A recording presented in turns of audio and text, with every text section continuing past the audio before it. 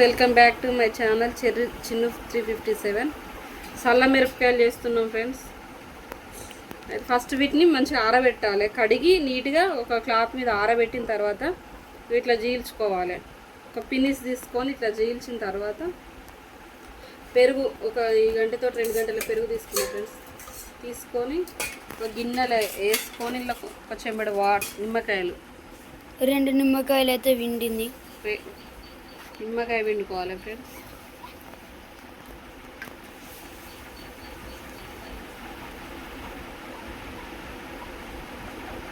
అవి ఒక 1/2 kg వరకు ఉంటాయి మిర్చి.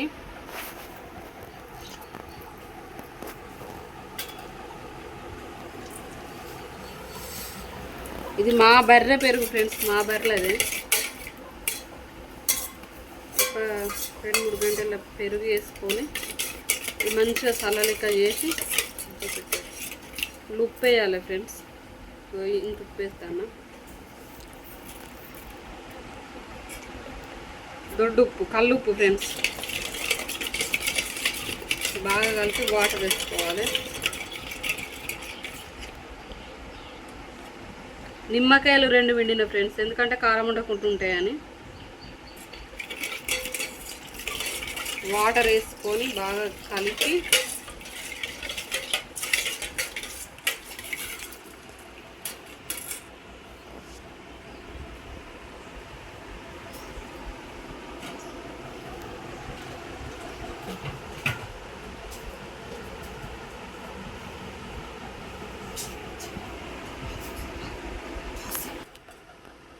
ఈ చెంబుతో 2 చెంబుల వాటర్ పోసిన ఫ్రెండ్స్. పోసి కలిపి ఈ మిరపకాయలు ఇందులో వేయాలి ఫ్రెండ్స్. వేసి ఏం చేయాలనంటే 3 రోజులు పొద్దున సాయంత్రం కలుపుకుంటూ ఉండాలి వీటిని. మంచి టైట్గా మూత పెట్టాలి.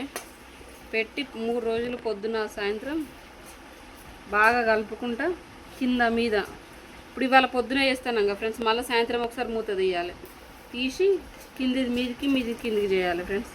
అట్లా 3 డేస్ చేసిన తర్వాత ఎండలో పెట్టాలి. ఎండలో పెట్టిన తర్వాత మళ్ళీ మీకు చూపెడతాం. మీరు కూడా చేసుకొని మీకు ఎట్లా వచ్చిందో చెప్పండి ఫ్రెండ్స్. ఇవి బాగా కలిపి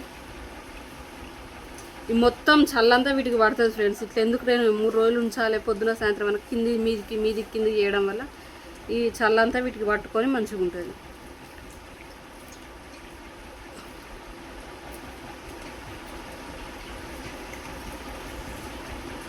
ఇప్పుడు ఇట్లా ఉన్నాయి కానీ అప్పుడు కొంచెం సాయంత్రం వరకు చూస్తే మొత్తం కిందికి దిగుతాయి ఇలా ఊరి.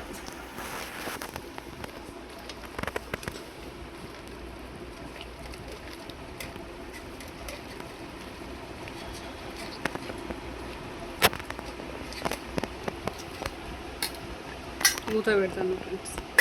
మళ్ళీ సాయంత్రం ఒకసారి కలుపుకోవాలి. మళ్ళీ రేపు పొద్దున ఒకసారి, రేపు సాయంత్రం ఒకసారి, అట్లా పొద్దున సాయంత్రం కలుపుకోవాలి ఫ్రెండ్స్. అట్లా 3 డేస్ అయిన తర్వాత తీసి ఎండలో పెట్టుకోవాలి.